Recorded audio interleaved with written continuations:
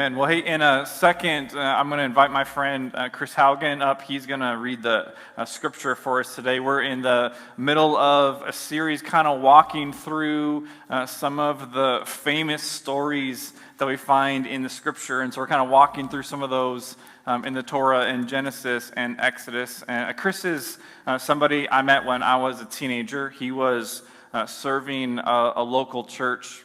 That was a great gift to me when I really needed a place.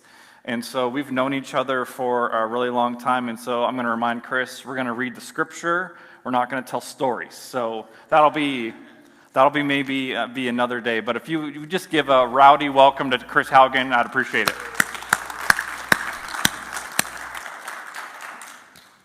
You obviously know me really well because I was going to come up, the first thing I was going to say, how about some Dave stories before we read scripture? No, but for real, like Dave said, we have known each other forever, and there's just few people that you meet in your life that you just know that are close to the Lord's heart, and Dave is somebody that, even as an older person than him at the time, I looked up to him in a lot of ways because of his character and what he was about, even as a high school student, so love you, buddy. Reading today is from Exodus 14, chapter 14, verses 19 through 31. Then the angel of God, who had been traveling in front of Israel's army, withdrew and went behind them. The pillar of cloud also moved from in front and stood behind them, coming between the armies of Egypt and Israel. Throughout the night, the cloud brought darkness to the one side and light to the other side, so neither went near the other all night long. Then Moses stretched out his hand over the sea, and all that night the Lord drove the sea back with a strong east wind and turned it into dry land. The waters were divided, and the Israelites went through the sea on dry ground, with a wall of water on their right and on their left. The Egyptians pursued them, and all of Pharaoh's horses and chariots and horsemen followed them into the sea. During the last watch of the night, the Lord looked down from the pillar of fire and cloud at the Egyptian army and threw it into confusion. He made the wheels of their chariots come off, so that they had difficulty driving, and the Egyptians said, "Let's get away from the Israelites. The Lord is fighting for them against Egypt." Then the Lord said to Moses, "Stretch out your hand over the sea, so that the waters may flow back over the Egyptians and their chariots and horsemen." Moses stretched out his hand over the sea, and at daybreak the sea went back to its place. The Egyptians were fleeing toward it, and the Lord swept them into the sea. The water flowed back and covered the chariots and horsemen, and the entire army of Pharaoh that had followed the Israelites into the sea. Not one of them survived. But the Israelites went through the sea on dry ground, with a wall of water on their right and on their left. That day the Lord saved Israel from the hands of the Egyptians. Israel saw the Egyptians lying dead on the shore. And when the Israelites saw the great power of the Lord displayed against the Egyptians, the people feared the Lord and put their trust in him and in Moses, his servant.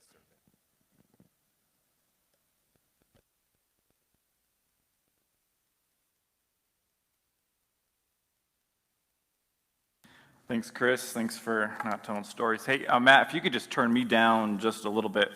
I haven't preached in a month, so I'm just kidding. It's not going to be louder than I usually am. Hey, this morning I want you to think back to the house that you grew up in. Okay, so I want to take some of you back a little bit of a ways. And so everybody got the house you grew up in? Everybody tracking? Okay, good. And then I just wonder if there was a place as a younger person, as a child, that you did not want to go in that house that you grew up in. If there was like a place that was maybe a little bit scary. You got that part? Right? So for me, it was like our laundry area, right? So one of my big questions in life, why do they make laundry places so creepy? I just feel like many houses, many places, that is like not a place you would like to have a meal, right? You don't even want to go. And so I remember being a little kid and having some kind of like laundry hamper, a little bit different than this, and my parents saying to me, "Hey, David," which you're not allowed to call me, thanks for asking, "go down into the laundry and switch it over, or go and grab this and bring it up, would you please?" And I was terrified. The reason is because monsters live down there in the laundry. If you didn't know, if you're wondering where monsters live, that's where they live, by the laundry. This is why people have a love-hate relationship with laundry. I think it's because of the monsters. That's just my own personal hunch. It's my opinion. I don't actually know that's true, all right? So that's what I would do. And the part that I really didn't like, let me tell you, is I would get the laundry and I would start coming up the stairs. The stairs were the scary part going down, right? Because they weren't like finished carpeted stairs. Anybody have stairs like this in your life before? Like you can hide stuff underneath. It's a great place for hide and seek, but it makes your imagination go nutso, right? So when I would always be walking up those stairs, what would I sense? I would sense that there was something behind me, right? Something chasing me, right? You had that feeling like in your body, you're like, and you look around, but then it's just nothing, right?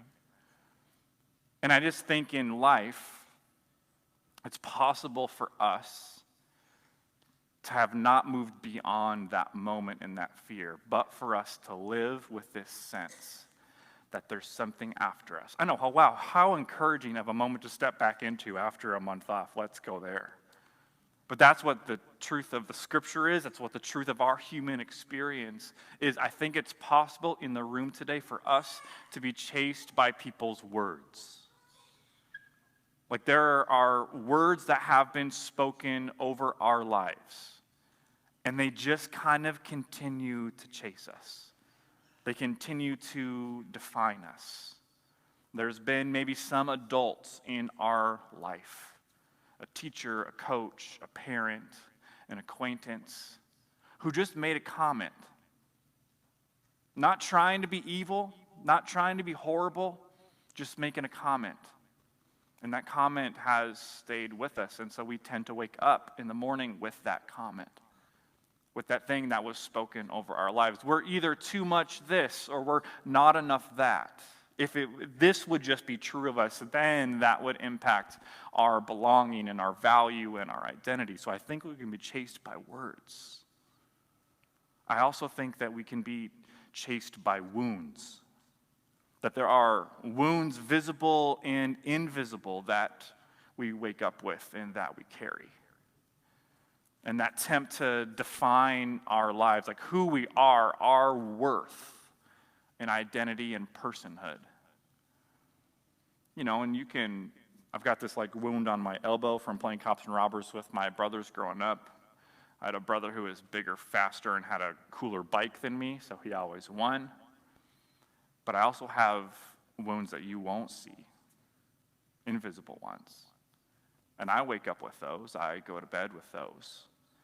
And I have to deal with those wounds. And you can't schedule when they are going to appear. Like you schedule some kind of repairman at your house. That's like, yeah, I'll be there between 2021 and 2025, right? They just show up, unannounced, most of the time when we're not ready for them. So I believe we can be chased by words. I think we can be chased by wounds. I also believe today that we can be chased by choices. And sometimes it's choices that we have made. They're the thing in the basement that we feel like is just following us around. And we can be chased by the choices of others. Like it wasn't even something that you decided. It's something that someone else decided that impacts your life and your story and your personhood and your identity and your place and your belonging in the world. Oh yeah, and it turns out you can also be chased by Egypt. And that's Israel's story. They have been in bondage and slavery in this nation. It's not the place that God told them they were going to live. Like they were promised abundance because they belonged to God. He was going to be faithful to them. And they were called to be faithful to Him. But they had to walk away from all of that, and they found themselves generation after generation after generation in slavery, building bricks instead of advancing His kingdom. But then there's a moment where there's a breakthrough, and so God sends this man Moses. After his mom places him in this basket into this huge body of water, that God preserves his life and raises him up, not outside of this palace, but within the palace, so that he could impact outside of the palace. It's beautiful. We don't have time for all of it today. I just have time for that little sentence.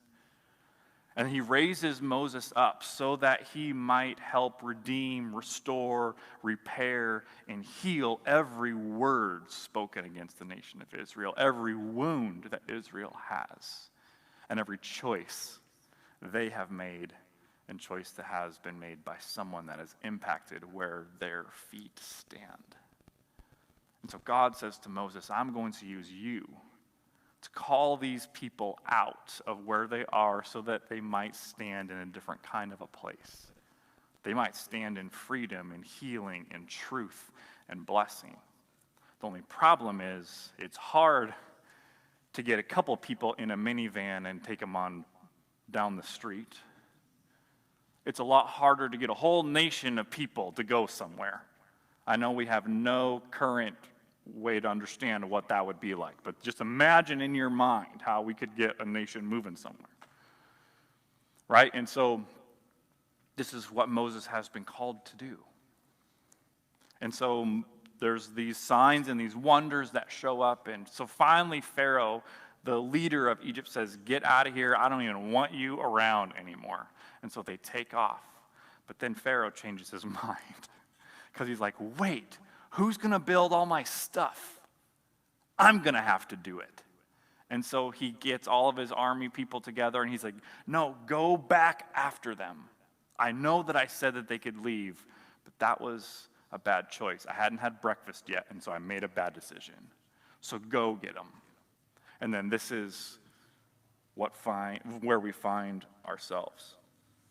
So verse 19 and 20 that Chris read for us in Exodus chapter 14.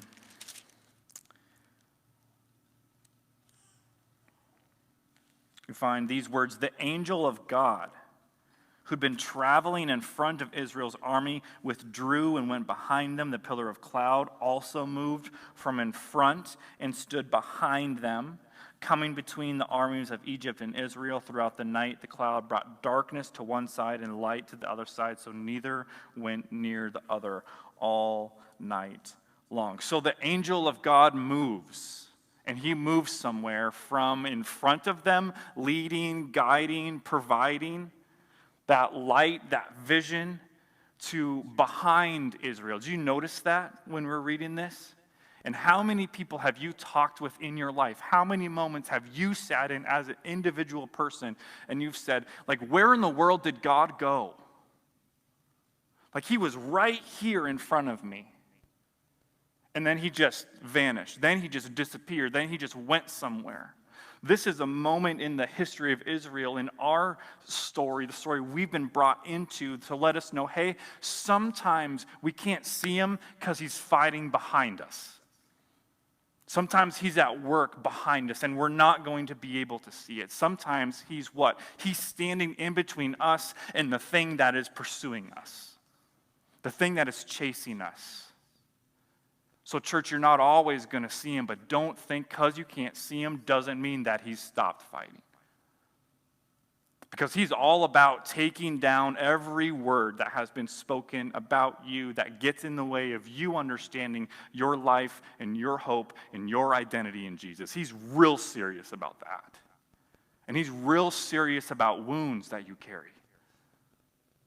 Over and over and over in the scriptures, what's Jesus doing? Maybe more than anything is he's placing his hand on hurt places in people.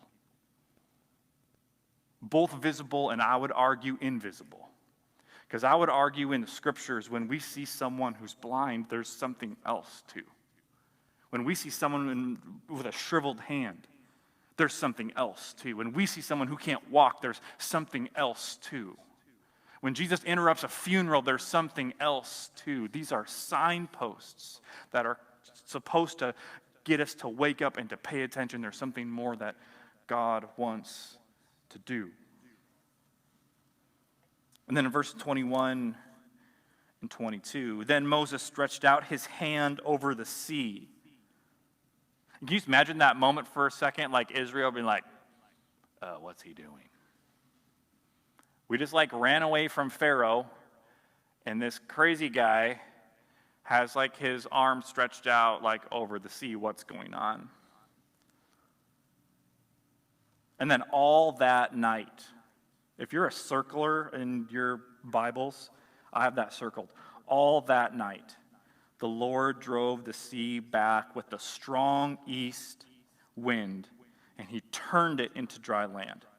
The waters were divided, and the Israelites went through the sea on dry ground with a wall of water on their right and on their left. So Moses stretches out his hand, and God drives this water back all night long. Notice he doesn't do it in a minute. Notice he doesn't do it in a second. Notice he doesn't do it in an hour. But all night long, the Lord drove the sea back with an east wind, revealing dry ground. So just because God has not snapped his fingers and changed our pain, and changed our wound, changed our season, changed our doubt, changed the moment that we are standing in, does not mean for a second that God is not good, that he's not faithful, that he's not near, that he's not kind, that he's not active. He is enduringly God. And there's faithfulness attached to that. There's grace attached to that. There's victory attached to that. So this is an act of creation that what happens? Dry land appears where? In the middle of the chaos. Does that make anybody else in the house think of Genesis chapter 1? Remember the tohu wabohu, like this spirit that's hovering, the formlessness and the emptiness of the world. That's how it's described. It's formless and it's empty, tohu wabohu, and God speaks into the tohu and wabohu, turns out, the formlessness and the emptiness, and he creates life, and he creates order. The ancients would call it shalom, like this peace, inward peace, an external peace, peace above and peace within. That's what God does. And here's another act of creation. So God's actually not that interested in stopping the chaos. Can I tell you that? I know that's not fun to hear, and that's hard. I wish it was different too. But God's real interested in impacting the chaos, of speaking into it. He's got some things to add. And he doesn't need to remove it. He doesn't need to stop it to change it. And I'll tell you, my experience of walking with Jesus is not that God removes all the chaos and then he does something. My experience of walking with Jesus is that in the tohu wabohu, in the formlessness, in the emptiness, he brings dry ground. But it's in the chaos. And many times I have waited for the chaos just to like go on vacation. You know, I've been in that moment before in life. And you just wanted it to go somewhere. I don't care where it goes, but not here, not in this house. I don't want this anymore. But it's in those moments Israel's experiences, here's dry ground. So there's water on the right and water on the left, and Israel walks through on dry ground. And so I just wonder today, like, about a dry ground moment in your story, in your life. Like in the middle of the chaos, when you're surrounded by the darkness, by the fear, by the uncertainty, by the pain, there's water over here and there's water over here. But then there's some dry ground. I think there's lots of ways that God brings dry ground into our stories. I would say that maybe the most common way that God does this is through people. Like, can you think of a person in your story that was a dry ground kind of person for you? I shared a little bit today. When I was a teenager, Chris was a dry ground person for me. He was a gift in a very chaotic season of my life and my story. And it was really good news that there was a church that had space for a really hurting teenager, somebody that had a lot of questions, a lot of doubts, a lot of fear. And there was a welcome of hospitality present in that place, and that was dry ground for me. Because I knew chaos. I knew change. I knew darkness. I knew despair. I knew tohu wabohu would be one way to say it. But what I experienced in that season was dry ground. And what was amazing about that season of my life was that it wasn't the people who were like, come experience the dry ground we are. But I had in that season of life people who were saying, no, like the dry ground you will experience in your life has a name, and his name's Jesus. And you can stand on him when you cannot stand on anything. So can you think of a person who has been dry ground for you? A place for you to stand, not someone who calls attention to themselves, but helps do what we hear about in John 1:29 when he points to Jesus and says, behold the Lamb of God who takes away the sins of the world. He doesn't say, behold how beautifully I am living out the way of Jesus in this space, in this time. No, he's not pointing to himself, but he's pointing to the one who saves. And then verse 23. The Egyptians pursued them, and all Pharaoh's horses and chariots and horsemen followed them into the sea. Oh, dang it, right? During the last watch of the night, the Lord looked down from the pillar of fire and cloud at the Egyptian army, and he threw it into confusion. He made the wheels of their chariots come off so they had difficulty driving, and the Egyptians said, let's get away from the Israelites. Incredible wisdom. We went into the water. Shocker of all shockers, our wheels came off. Let's leave the Israelites alone. The Lord is fighting for them against Egypt. That's the conclusion that they come to. Like, let's get away from these people. Let's stop chasing them. Let's stop pursuing, because there's a bigger story here than the kingdom that we want to build through the slavery of Israel.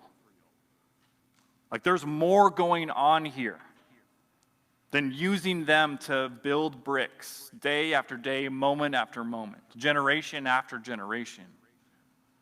And then verse 26. The Lord speaks. He says to Moses, stretch out your hand over the sea so that the waters may flow back over the Egyptians and their chariots and horsemen. Moses stretched out his hand over the sea, and at daybreak the sea went back to its place. The Egyptians were fleeing toward it, and the water flowed back and covered the chariots and horsemen, the entire army of Pharaoh that had followed the Israelites into the sea, and none of them survived. So the Lord tells Moses to stretch his hand over the great sea. And at daybreak, the dry land is covered by millions of gallons of water. And there is this chilling, I think, warning in the text that Egypt drowns in the waters of their own making. And here's what I think is easy in life, is to point towards somebody else. Like, you made me drown. Your words made me drown. Your choices made me drown. The way that you treated me made me drown. You just need to stop, so I will not drown. But here we have an example, a moment, where Egypt drowns in the waters of their own making. Because they didn't want to heed any of the warnings. Let my people go. I'm not sure how you get more clear than that. It's like when your older sibling is grabbing hold of you. Let me go. I don't know how you get more clear in that kind of moment. And Egypt's too proud for it. They want to build their own kingdom too much to obey that. And so they drown in the waters of our own making, of their own making. And I just think it's helpful for us in this moment to consider the times and the seasons and the moments in our own lives when that's been true. When we've been drowning not because of what someone else did or what someone else spoke, but we're drowning in the waters of our own making. I don't know if you I've ever considered a lot of the churches we talk about in the scripture like don't exist anymore. Like there is no like Church of Corinth or Laodicea or Colossae or Philippi, and like those churches. You can go visit them. All they have are stones, though. Like there's no church secretary there anymore. There's no youth ministry. There's no coffee table. They don't have a website. It's just stones. And what we know about Rome is that the reason Rome, this amazing superpower, what took Rome down was not some foreign army. Goliath didn't like come in and conquer everybody. There was no big storm that wiped them out. What wiped them out was their water that they relied on. There were these pipes that carried the water to them, and what happened with that water was that it got poisoned. So the thing that was filling them, the thing that was giving life to them, actually is the thing that destroyed them. And I wonder, as I look at our world, I wonder if at times we find ourselves in that kind of a place. And this is not a sermon against social media, because I've not been on social media in a month. But I do wonder at times of the places that we have put ourselves that we think will fill us actually are destroying us. So what if when we feel as though we're drowning, is it possible that we're drowning in the waters of our own making? Verse 31.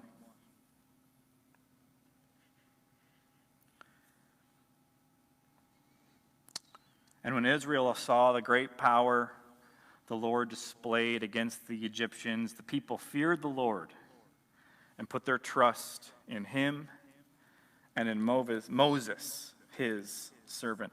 What an incredible day for Moses, right? God calls him to lead his people out of Egypt into a land of promise. And he's doing that, and oh no, we came up to a place of water. How are we going to get through? And so stretch out your hand. The water's parted. And he's like, see, I told you so. Let's all go together, right? He was very confident. They go through. There's water on the right. There's water on the left. And they get all the way through, all of the nation of Israel. Not a family, not a couple, a nation. They walk through by the grace and power of God. And the thing that is chasing them is destroyed in a moment. They didn't have to wait long for it. God made it happen. And then in that moment, Israel turns and they place their hope, their faith, their trust in God who can make that happen, and in Moses. Like this incredible leader. Moses hadn't always had those kind of days. If you have read about his story in the book of Exodus, these were people who complained to Moses a lot. Like, what'd you do? Bring us out here to kill us? And in that way, Moses feels like a parent at times. Like, what in the world are you trying to do to us? We had it better in Egypt. We should just go back there. At least we could have meals and had a place to stay. Would you bring us out here? So Moses had a lot of really bad days, but this is a day for Instagram for Moses, let me tell you what. This is an incredible day because they placed their faith in God and in the messenger of God.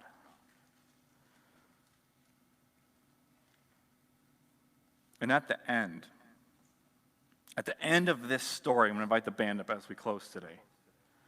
At the end of this is not like a leadership sermon. This is not me like telling you to trust me because they trusted Moses. That's a bad application of what this is.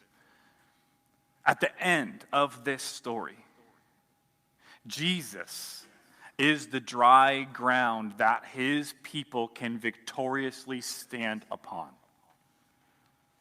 Like there's not dry ground anywhere else.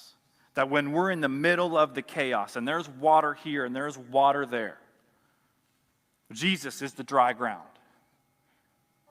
that we stand on. He's the dry ground that saves. He's the dry ground that gives hope. He's the dry ground that gives power. And we can search long and high and deep and wide for dry ground.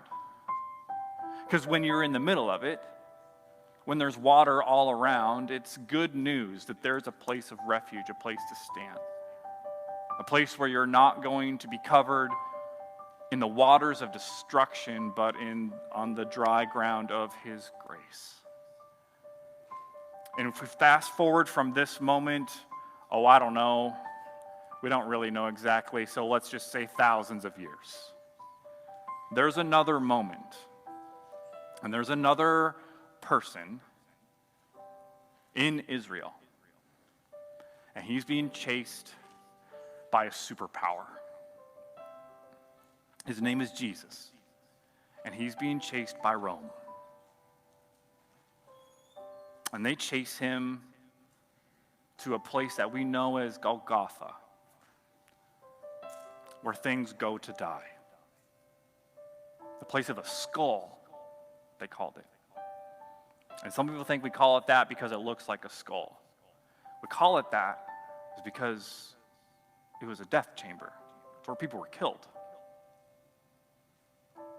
And Jesus is chased to a cross along with two other people, whom Rome is also chasing. And he's put to death. And he cries out in a loud voice, my God, why have you forsaken me? Where are you? I thought you were supposed to be in front of me. Where's the pillar of cloud? Where's the angel of God? It happens that the angel of God in the pillar of cloud has moved, hasn't it? Not in front of Jesus where he can see, but behind him where he can be saved from it. And so he is killed and he is put in the ground, not for an hour, not for a day, not for 2 days, but for 3 days. And then on Easter, he is raised to life. And the waters that were parted for Jesus cover the superpower of Rome.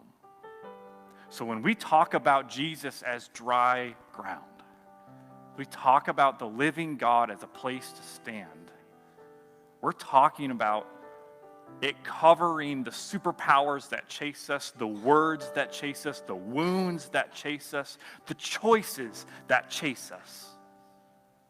He is our dry ground. And I can tell you one thing, if there's something that this church is going to stand on as long as I'm here, it's the dry ground that we find in the name of Jesus. Because it's the only hope that I have. It's the only thing that I have found in 36 years of life that I can stand on and that I can count on, that when my feet hit the floor in the morning and when my head hits the pillow at night, I can stand on him, and so can you. It's the way that we will flourish as people, because we're going to find ourselves being chased by all kinds of things.